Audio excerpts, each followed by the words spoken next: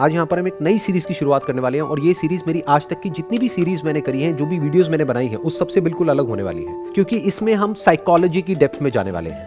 और मेरे साथ में है एक प्रोफेशनली वेल क्वालिफाइड साइकोलॉजिस्ट जिन्होंने मास्टर्स किया हुआ है साइकोलॉजी में। And what will happen is she will be working on a full time basis in a company, और इनका काम होगा रिसर्च करना साइकोलॉजी के अलग अलग टॉपिक्स के ऊपर जो भी इन्होंने सीखा है अपने पूरे करियर में। और मेरा काम होगा कि प्रैक्टिकली उस टॉपिक को आप लोगों की लाइफ से रिलेट किया जाए। And we'll be focusing more on what that particular topic is rather than how to do that. For example, if we are talking about happiness, so we'll be talking more about what is happiness rather than how to be happy. तो आज का हमारा जो पहला episode है, इसका topic होने वाला है what is past. तो अब मैं आपसे समझना चाहूंगा, जो भी आपकी क्वालिफिकेशन है, जो भी आपका एक्सपीरियंस है, उसके according what is past. Psychology में पास्ट उन चीज़ों को बोलते हैं जो भी हमने अभी तक इवेंट्स एक्सपीरियंस किए हैं, जो भी अभी तक नेगेटिव या पॉजिटिव चीज़ें इस पॉइंट तक लाइफ में हमने एक्सपीरियंस की, वो सारी पास्ट में आती हैं। कॉन्शियसली सबकॉन्शियसली हमने अपने पास्ट एक्सपीरियंसेस को कैसे व्यू किया है, वो डिपेंड करेगा, डिसाइड करेगा हमारी अप्रोच लाइफ में कैसी होगी। That is how psychology will define past. तो अब इसमें क्या इश्यूज आते हैं, ऐसी क्या प्रॉब्लम्स आती हैं पास्ट से related? You must have dealt with like say all kinds of people from all kinds of backgrounds. तो क्या ऐसे इश्यूज हैं जो पास्ट से रिलेटेड आते हैं? ज़्यादातर प्रॉब्लम्स जो मेरे पास आते हैं वो रिलेशनशिप्स को लेकर के आते हैं, स्पेशली अनमैरिड रिलेशनशिप्स को लेकर के, या पास्ट में किसी ने मेरे साथ कुछ किया, मैं वो लेट को नहीं कर पा रहा, ऐसा क्यों हो रहा है मेरे साथ, मुझे बहुत टाइम पहले की चीज़ें याद आती हैं और फिर मुझे रोना आता है। तो एज अ साइकोलॉजिस्ट आप कैसे डील करते हो ऐसे लोगों से जो कि अपने पास्ट में जा करके स्टक हो गए हैं? यूजुअली एज अ साइकोलॉजिस्ट हम उन्हें बोलते हैं कि वो एक्सेप्ट करें, और जो वो हो चुका है वो पास्ट में था, so you have to let it go. अभी आपने बात करी एक्सेप्टेंस की, ये बात थ्योरेटिकली सबको पता है। जैसे किसी के साथ में भी ऐसा कुछ हो जाता है तो घर वाले भी आकर के यही राय देते हैं, जो फ्रेंड्स होते हैं, रिलेटिव्स होते हैं, सब आकर के यही कहते हैं कि जो होना था हो गया, मूव ऑन, भूल जाओ, अब आगे देखो, फ्यूचर को देखो।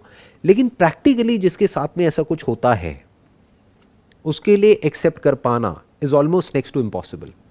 तो सर इसी पे बात आगे अगर करते हैं हम, तो फिर लोग चाहते क्या हैं अपने पास से? अगर वो एक्सेप्ट नहीं करना चाहते, वो सीखना नहीं चाहते अपने पास से, तो क्या वो सिर्फ अपने आप को सेल्फ जस्टिफाई करना चाहते हैं?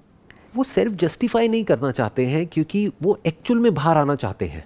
बिकॉज क्या होता है कि किसी को भी वो पेन अच्छा नहीं लगता है, बट होता क्या है कि उनको ये नहीं पता है कि वहाँ से बाहर कैसे आना है।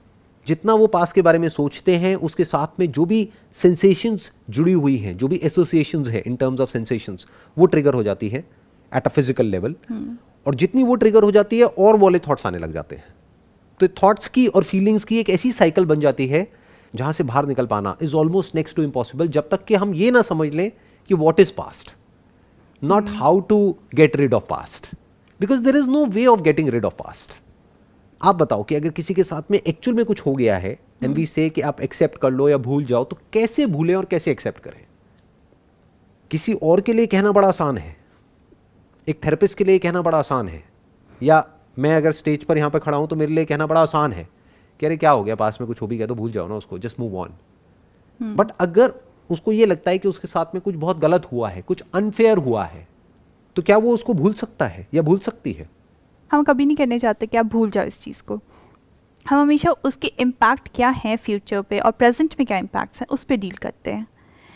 बट मैंने ये चीज़ बहुत देखी है लोगों में कि सिवियर केसेस की सर बात अलग है, बट अगर नॉर्मल जनता की हम बात करें तो मैंने देखा है कि ये जानते हुए भी कि जिस चीज़ को आप एनर्जी देते हो वो जल्दी ग्रो करती है, लोग अपने पास्ट में ही घूमते रह जाते हैं।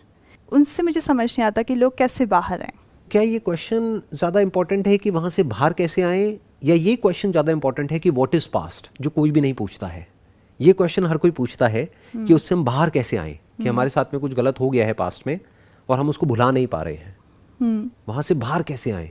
Is that question more important, या फिर ये क्वेश्चन ज़्यादा इंपॉर्टेंट है what is past? For example कि अगर कोई है इंसान जो किसी भूत से डर रहा है, तो क्या क्वेश्चन ज़्यादा इंपॉर्टेंट है कि हम उस भूत से कैसे बचें, या फिर व्हाट इज़ घोस्ट? तो सर अगर आपको डिस्क्राइब करना है कि पास्ट क्या है तो आप कैसे डिस्क्राइब करेंगे? देखो, एक हो सकता है मेरा स्टैंड पॉइंट, एक हो सकता है आपका stand point. That is basically nothing but a subjective point of view. Now let's try to look at it as it is. इसकी रियलिटी को समझने की कोशिश करते हैं कि what exactly is past, not how to change your past और how to accept your past और how to get rid of your past. यहाँ पे पास्ट को हटा करके हम घोस्ट वर्ड भी लगा सकते हैं। how to accept a ghost or how to get rid of the ghost, how to forget the ghost. You can't, because it does not exist. It's just in your brain. In reality it's not there. Similarly, अगर हम past की बात करते हैं तो past क्या है? जो आपके साथ में एक्सपीरियंसेस हुए वो पास्ट है, या उससे रिलेटेड जो हमारे माइंड में कहानी घूम रही है वो पास्ट है? और क्या ये दोनों एक ही चीज है या अलग अलग है? एक है जो एक्चुअल में हमारे साथ में होता है या एक्चुअल में इस दुनिया में होता है, दूसरा है जो हमारा इंटरप्रिटेशन होता है of what happened. For example, there are two people in a relationship. अगर दोनों से पूछा जाए कि ये जो आपकी रिलेशनशिप थी, मान लो 5 साल की, अगर उसको आपको डिफाइन करना हो एक पेपर के ऊपर, तो वो रिलेशनशिप क्या थी, तो दोनों की जो स्टोरी है वो बिल्कुल अलग होगी एक दूसरे से. दूर दूर तक कुछ भी मैच नहीं हो रहा होगा. कुछ सिमिलैरिटीज होंगी, कुछ ऐसे इवेंट्स जो दोनों सेम तरीके से डिस्क्राइब कर रहे होंगे, but in majority of the cases सब कुछ अलग अलग होगा. यानी दो अलग अलग स्टैंड पॉइंट्स हो गए. एक स्टैंड पॉइंट से देखोगे तो वो कहानी कुछ और है, दूसरे के स्टैंड पॉइंट से देखोगे तो कुछ और है. फॉर एग्जाम्पल, कोई इंसान है, उसको अपने पेरेंट्स से प्रॉब्लम है, पेरेंट्स के घर में लड़ाई झगड़े होते रहते थे, वॉट एवर इट इज, तो उसके माइंड में पहले से ही एक हीरो बना हुआ है, एक विलन बना हुआ है. मे बी उनकी मदर उनके लिए एक हीरो थी और फादर विलन थे, just for an example. But अगर फादर की स्टैंड पॉइंट से उस स्टोरी को देखोगे तो हो सकता है कोई अलग ही स्टोरी निकल करके आएगी, क्योंकि इस बच्चे को पता ही नहीं कि फादर और मदर के बीच में एक्चुअल में चल क्या रहा था. Yeah, that is true. Past is nothing but a standpoint. It's a narrative. It's a story. It's a superimposition on reality. कि जो हमारे साथ में एक्सपीरियंसेस होते हैं उसमें से बहुत ही कम हमारे माइंड में एक्चुअल में स्टोर होते हैं. क्योंकि इस पॉइंट पर भी अगर आप देखोगे तो यहाँ पर इतना कुछ हो रहा है जिसकी कोई हद नहीं है. लेकिन अगर मैं आपसे पूछूंगा आपकी ब्रेन में क्या क्या स्टोर हुआ, इस स्टूडियो में क्या क्या है, तो उसमें से हार्डली 2-4 चीजें आपकी ब्रेन में स्टोर होगी, बाकी की तरफ तो आपका ध्यान ही नहीं गया. अब सोचो किसकी तरफ ध्यान गया, किसकी तरफ नहीं गया. उन्हीं चीजों की तरफ ध्यान गया जिससे रिलेटेड या तो आपके अंदर कोई डिजायर था या फियर था. वो हमें दिखता है. जैसे अगर 1000 गाड़ियां सड़क पे जा रही हैं, उसमें से कौन सी दिखती है जिससे रिलेटेड कहीं ना कहीं कोई डिजायर होता है, या जो गाड़ी हमारे पास में होती है उससे मिलती जुलती. जैसे अभी आपने कोई नई गाड़ी खरीदी है तो वही गाड़ी उसी ब्रांड की, उसी कंपनी की आपको सब जगह दिखने लग जाएगी.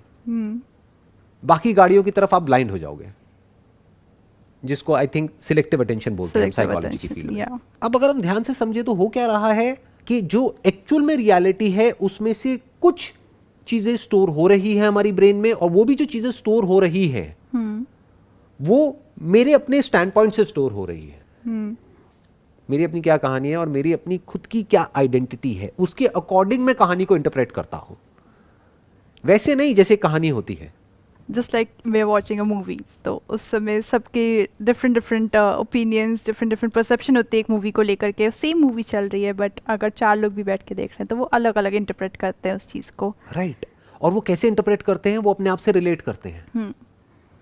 तो अल्टीमेटली क्या हो रहा है, अगर हम ध्यान से देखें, अगर मूवी का एग्जाम्पल हम लें जिसकी अभी आपने बात करी, एक मूवी चल रही है स्क्रीन के ऊपर, तो एक है जो एक्चुअल में कहानी चल रही है, एक है जो कहानी वहां पर जो 300 लोग बैठे हैं उस सिनेमा हॉल में, उन सबके दिमाग में उस कहानी से रिलेटेड एक और कहानी चल रही है. वो 300 कहानियां अलग अलग है. तो कहानी की एक कहानी बन गई. और अब ये कहानी कैसे बनी, ये वो इंसान अपनी खुद की जो कहानी है उसके अकॉर्डिंग वो कहानी बना रहा है. नाउ व्हाट इज पास्ट, अगर हम इस क्वेश्चन पे आए तो जहां से सेशन को शुरू किया था, past is a story narrated from the stand point of me, and that me or that identity of mine is also a story. जो भी आपका नाम है उस नाम के साथ में एक पूरी की पूरी कहानी जुड़ी हुई है. एक्चुअल में सब कुछ बदल चुका है. यानी 20 साल पहले जो आप थे और अभी जो आप हो, that's a different person all together. सब कुछ बदल चुका है. अपनी आप बचपन की फोटोग्राफ देख लीजिए. इनफैक्ट 7 years में all the cells changes, so you know you are not the same person. Right. Scientifically अगर हम देखें, बायोलॉजिकली देखें, तो 7 से 10 साल के अंदर अंदर सब कुछ बदल जाता है. All the organs, everything in the body changes. तो it's not same any more. बिल्कुल ऐसा है पास्ट. अगर हम पास्ट को समझने की कोशिश करें, एक बहती हुई नदी है. उसको कौन इंटरप्रेट कर रहा है, उसी नदी में एक छोटा सा बुलबुला. कैसे इंटरप्रेट कर रहा है, वैसे नहीं जो कि एक्चुअल में उस नदी में हो रहा है, बल्कि जैसा वो खुद है. तो सर फिर हम कह सकते हैं कि अगर पास्ट कुछ नहीं एक नैरेटिव है, तो फिर क्या हम उसे मतलब अपने अकॉर्डिंग बदल सकते हैं, रीराइट कहना कह सकते हैं, या हम अपने बदल सकते हैं किसी भी तरीके से उसे? जो भी अभी तक मैंने कहा है, अगर इस बात को कोई समझ पा रहा है एक्चुअल में, तो अब वो पास्ट को 10% या 20% नहीं 100% बदल सकता है या बदल सकती है। क्यों? क्योंकि अगर वो कहानी है, और वो कहानी किसने लिखी? मैंने लिखी, तो जो मर्जी कहानी लिख दो, जब मर्जी बदल सकते हो, अगर आप बदलना चाहो तो। ना बदलना चाहो तो दुनिया की कोई ताकत उस कहानी को नहीं बदल सकती। फॉर एग्जाम्पल, कितना आसान है देखो अपनी कहानी को बदलना। जो भी आपको प्रॉब्लम है पास्ट से रिलेटेड, उसके बारे में लिख दो एक पेपर के ऊपर। अब सोचो जिस इंसान की वजह से प्रॉब्लम है, अगर वो इस कहानी को लिखेगा या इस प्रॉब्लम के बारे में लिखेगा या लिखेगी, तो वो क्या लिखेगा और क्या लिखेगी, उसकी क्या कहानी होगी, वो एक दूसरा पेपर है। तीसरा पेपर है, मानो इन दोनों का कोई कॉमन फ्रेंड है, वो क्या लिखेगा या क्या लिखेगी। कॉमन फ्रेंड है लेकिन अनबायस्ड है, किसी एक की तरफ नहीं है दोनों में से, वो फिर भी नियर टू रियलिटी होगा क्योंकि अनबायस्ड हो गया ना, उसको इन दोनों से ही कोई लेना देना नहीं है। फिर एक चौथी कहानी होगी जो लड़के के किसी फ्रेंड के या उसके भाई के पॉइंट ऑफ व्यू से लिखी गई होगी, वो एक अलग कहानी होगी। एक कहानी हो सकती है जो लड़की है उसकी बहन के पॉइंट ऑफ व्यू से या उसकी बेस्ट फ्रेंड के पॉइंट ऑफ व्यू से, वो एक अलग कहानी होगी। तो अगर कोई इंसान एक्चुअल में अपने पास से फ्री होना चाहता है या अपने पास को बदलना चाहता है, तो अगर उसने एक्चुअल में थोड़ा टाइम निकाल करके ये 5 कहानियां लिख दी और अपने आप से एक क्वेश्चन पूछा कि इन 5 में से सच कौन सी है, वहां से शुरुआत हो जाएगी उसके पास के बदलने की। Not on a temporary basis but on a permanent basis. So बस हमें स्टैंड पॉइंट अपना बदलना है, वो व्यू बदलना है, और फिर हम कह सकते हैं कि अब ये पास्ट चेंज्ड है। अब यहाँ पे ये भी समझना पड़ेगा कि is it a different view और a different stand point of looking at reality, और it's becoming free from all stand points. It's just looking reality as it is. एक है इस मग को हम अपने अपने स्टैंड पॉइंट से देखें, तो आप कुछ और डिफाइन करोगे, मैं कुछ और डिफाइन करूंगा, राइट? आप कहोगे बहुत अच्छा है, मैं कहूंगा नहीं बेकार है। तो 2 अलग अलग स्टैंड पॉइंट्स हो गए। एक क्या हो सकता है, एज इट इज देखना, ना अच्छा है ना बेकार है, वो तो हमारा अपना पॉइंट ऑफ व्यू है। ये क्या है, एक स्टील का मग है, बस खत्म। पर आपको लगता है कि लोग इतना ज़्यादा ध्यान देते हैं कि हम रियलिटी को रियलिटी के थ्रू ऑब्जेक्टिव तरीके से देखें, बेसिकली वो चीज़ नहीं है लोगों में। अब यहाँ पे थोड़ा सा समझना ये पड़ेगा कि एक वे इसका ये हो सकता है कि हम अपने पास्ट को ऑब्जेक्टिवली देखें, बट वो भी हम नहीं देख पाएंगे क्योंकि वो हमारी ब्रेन में स्टोरी नहीं है। स्टोरी वही हुआ है जो हम करना चाहते थे, जिससे रिलेटेड हमारे अंदर डिजायर्स थे या डर थे। अगर मैं आपको कहता हूँ बचपन से आज तक आपके साथ में जो भी कुछ हुआ है उसको शॉर्ट में बताइए, तो आप क्या बताएंगे? वही बताएंगे जिससे रिलेटेड या तो अच्छी यादें हैं या बुरी यादें हैं, बीच का कुछ तो याद ही नहीं है। एक्चुअल में रियलिटी बीच में है। एक्चुअल में रियलिटी ना तो अच्छी है ना बुरी है, जैसी है सो है। ये अच्छा और बुरा क्या हो गया, आपका अपना एक स्टैंड पॉइंट हो गया। तो अब फ्री कैसे होंगे पास से? उसको स्टोरी को चेंज नहीं करना है। अभी तक हमने 5 वर्जन्स लिख दिया अलग अलग पेपर पे, तो जब 5 हो सकते हैं तो क्या 50 वर्जन्स नहीं हो सकते उस स्टोरी के? जब 50 हो सकते हैं तो क्या 500 नहीं हो सकते, 5000 नहीं हो सकते, 5 लाख वर्जन्स नहीं हो सकते? तो क्यों टाइम खराब करना है अपना 5 लाख स्टोरीज लिखने में? अलग अलग 5 स्टोरीज लिखी और उठा करके उन 5 पेजेस को हमने फाड़ करके डस्टबिन में फेंक दिया। मतलब क्या, कहानी है, क्या फर्क पड़ता है? हम फ्री हो गए पास से। That is right. यानी कहानी को कहानी की तरह देख लिया। जैसे एक मूवी है, उससे फ्री होने का मतलब क्या है कि मूवी देखें और हमारे अंदर कोई फीलिंग्स ना हो, कोई इमोशंस ना हो, हमें रोना ना आए, हंसना ना आए, हमें डर ना लगे। अगर हम एक हॉरर मूवी देख रहे हैं तो डर में भी तो मजा आता है, तभी तो मूवी देखते हैं हॉरर, नहीं तो कोई देखेगा क्यों? इसका मतलब क्या है, फीलिंग्स रहेंगी, इमोशंस रहेंगे। पास्ट से फ्री होने का मतलब ये नहीं हमारे अंदर फीलिंग्स और इमोशंस हट जाएंगे या हमारे अंदर फीलिंग्स और इमोशंस उठने बंद हो जाएंगे। तब तो हम एक साइकोपैथ बन जाएंगे, हमें कुछ फील ही नहीं होगा। ऐसा नहीं होगा, सब कुछ फील होगा जैसे मूवी में होता है। हंसना भी आएगा, रोना भी आएगा, डर भी लगेगा, मजा भी आएगा, पेन भी होगा, सब कुछ होगा। बट मूवी से हम क्यों फ्री हो जाते हैं? बिकॉज हम उससे एक स्टोरी की तरह देखते हैं, एक लेवल तक ही कनेक्ट करते हैं और फिर उसे लेट गो कर देते हैं कि ठीक है अब इंजॉय कर लिया, अब हो गया खत्म। ऐसे ही अगर हम अपने पास्ट को देख सकें कि वो कुछ नहीं है, एक कहानी है जो अंदर यहाँ पर दिमाग पे चल रही है, जैसे एक मूवी की स्क्रीन होती है, ऐसे ही एक ब्रेन एक स्क्रीन की तरह हो गई।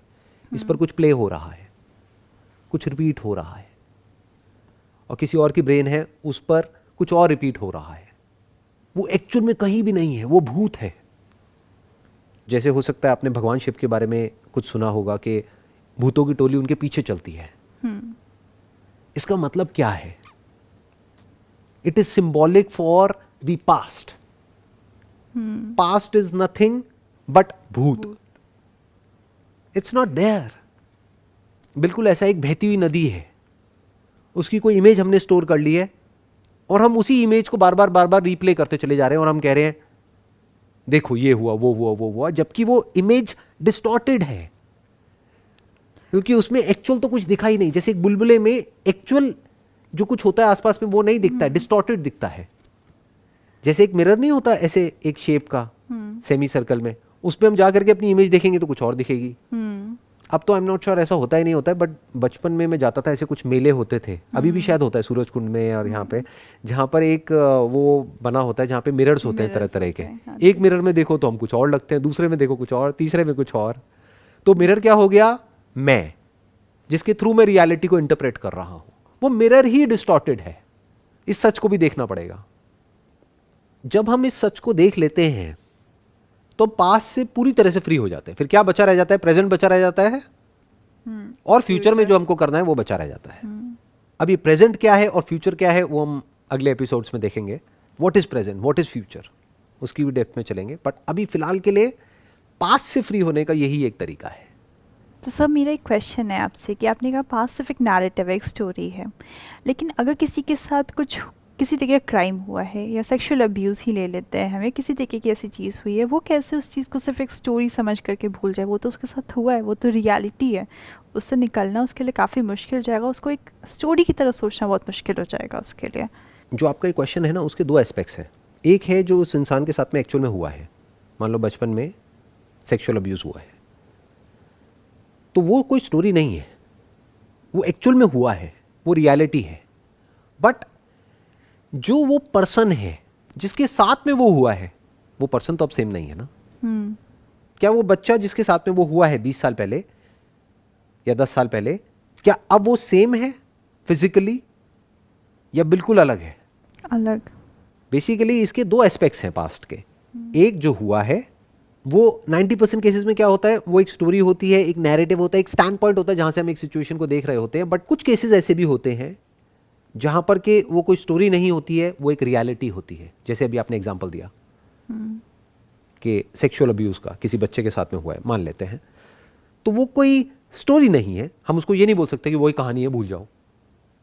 वो कहानी नहीं है, क्योंकि एक्चुअल में उसके साथ में कुछ बहुत गलत हुआ है जो नहीं होना चाहिए था। और किसने किया है? उसी के किसी फैमिली मेंबर ने, जिसको बार बार उसकी नजर पड़ती रहती है, अभी भी उसके आसपास ही कहीं है। तो वो कैसे भूल जाए? सो अब उसको ये समझना होगा उस इंसान को, क्योंकि अब ना तो वो अपने पास्ट को एक्सेप्ट कर सकता है या कर सकती है, ना वो भूल सकता है ना भूल सकती है, ना हमको उसको ये बोलना है कि आप भूल जाओ। हमें क्या बोलना है? यस, आपके साथ में ये हुआ है। बट एक बार ये क्वेश्चन करते हैं, किसके साथ में हुआ है? क्या आपके साथ में हुआ है, या 20 साल पहले जो आप थे उसके साथ में हुआ है, या 10 साल पहले जो आप थे उसके साथ में हुआ है? 10 साल पहले आप क्या थे? बच्चे। अब क्या हो? एक एडल्ट। क्या ये दोनों सेम है या अलग अलग है? एक बच्चा अपने आप को डिफेंड नहीं कर सकता था, बट आज she is a grown up. Physically also she can defend her self. आज वो पलट करके जवाब भी दे सकती है, उसको कॉन्फ्रंट भी कर सकती है, वो जा करके पुलिस में भी कंप्लेंट कर सकती है, वो अपने आप को डिफेंड भी कर सकती है। There are ways of defending yourself. तो अब इस केस में क्या आया? एक हो गया रियलिटी जो उसके साथ में हुआ है, बट जिसके साथ में हुआ है वो कह रही है मेरे साथ में हुआ है, ये झूठ है। उसके ही एक पुराने वर्जन के साथ में हुआ है जो कि एक बच्चा था या बच्ची थी। तो अगर इस सच को वो देख लेता है या देख लेती है तो अब वो यहां से फ्री हो सकती है। वो जो उसके साथ में हुआ है उससे तो फ्री नहीं हो सकती, वो तो मेमोरी स्टोर्ड है, और वो तो एक्चुअल में हुआ है, वो तो कोई कहानी नहीं है। बट अब उसको किससे फ्री होना है? उसको खुद ही के एक पुराने वर्जन से फ्री होना है। उसको क्या करना है? अपने ही पुराने वर्जन को एक कंपैशन के साथ में देखना है। उसने देखा पास्ट में एक बच्चे के साथ में कुछ बहुत गलत हुआ, जो एक अलग इंसान है और एक एडल्ट है जो एक अलग इंसान है, ये दोनों अलग है। In her mind it is the same person, because एक धागा है जिसने इन दोनों को जोड़ रखा है। वो क्या है? उस बच्ची का नाम। मान लो उसका नाम प्रीति है, तो बेसिकली उसके लिए वो प्रीति के साथ में हुआ है। बट उसको यहां पर एक और चीज ऐड करनी पड़ेगी कि एक बच्ची थी प्रीति जिसके साथ में वो हुआ है। अब जो प्रीति है वो अलग है, उसके साथ में ना ऐसा कुछ हुआ है, और अगर ऐसा कोई करने का सोचता भी है तो वो अपने आप को डिफेंड करने की पूरी पोजीशन में है। यहां तक कि वो उस बच्ची को भी आज में डिफेंड कर सकती है।